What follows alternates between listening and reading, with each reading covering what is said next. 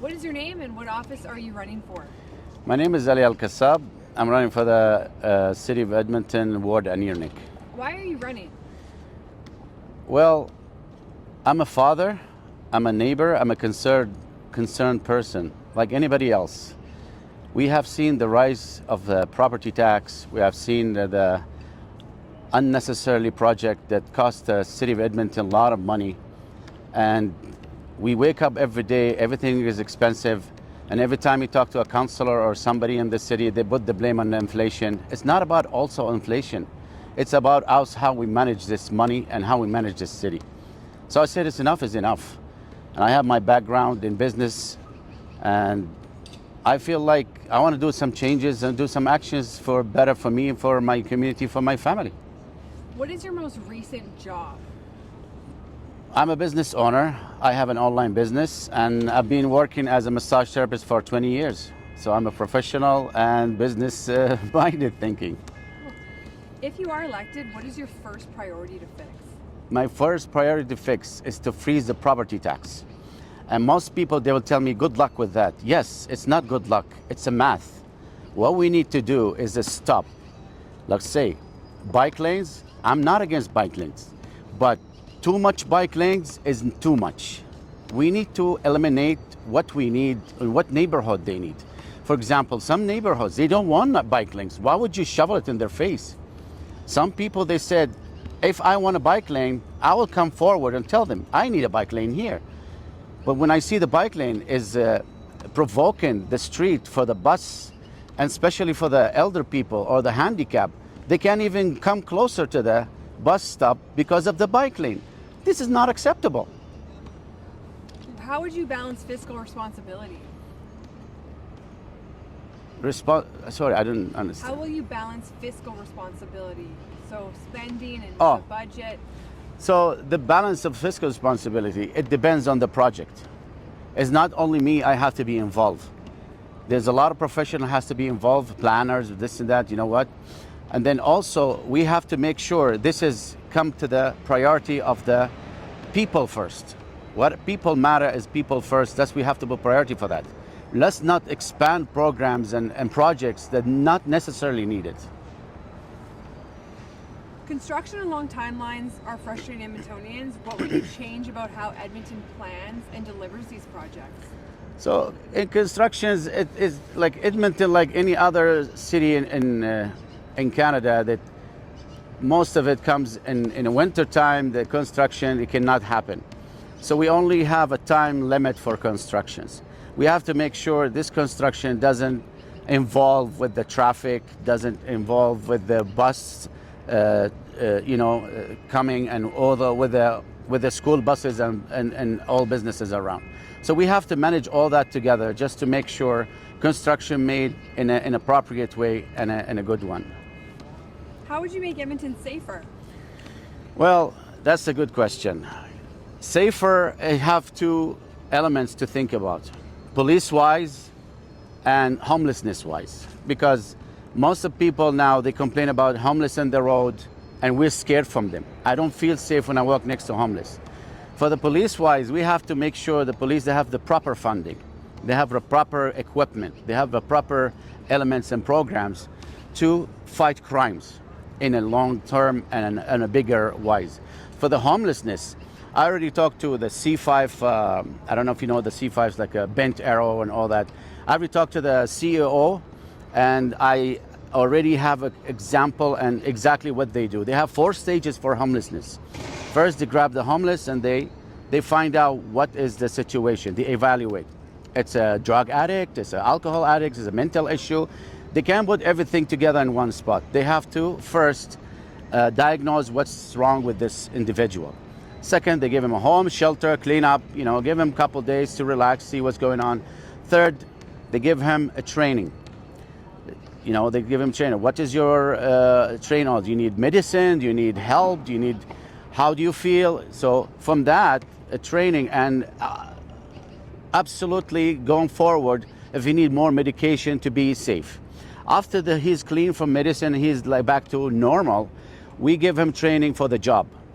Job training, forklift, sales associate, whatever he want to do. The last stage is we actually find him a job. This is what the C5 is all about. So now, all these four stages coming up to the homeless to make him safe and all the other people safe around him. But now it comes one question. Is the homeless person, he want to be a normal person or he want to go back to homeless? This is up to the person itself, and now it's coming up to a problem, not the councillor anymore. It comes to the mayor. Now the mayor have to go higher authority and decide what he want to do with this individual. We give him every help we could. We will provide for him food and shelter, training and job, yet he doesn't want it. Now it's up to the mayor, want to see what he want to do with him. Because I don't want to go further, because, I'm not going to kick him out from the house, I'm not going to kick him out from the city. This is not priority, but we can find a solution for all that. What is your stance on infills and what is the path forward? I know, it's bothering everybody, it's bothering me as well. Every time I knock a door, I see infill projects in front of me, people almost crying tears in front of me. I'm not expecting this because I spend a lot of money to build my house and invest in it. The next day my neighbor sold his house and now I have 16 plex or 8 plex in front of me. I can see the sun, I can breathe the air. There's no more sun coming in my window. What the heck is going on? I don't blame them. Like I said in the beginning, I'm a father, I'm a neighbor, I'm a concern. Infill project inside houses is not acceptable. I would agree for duplex maximum. More than that, it not has to be.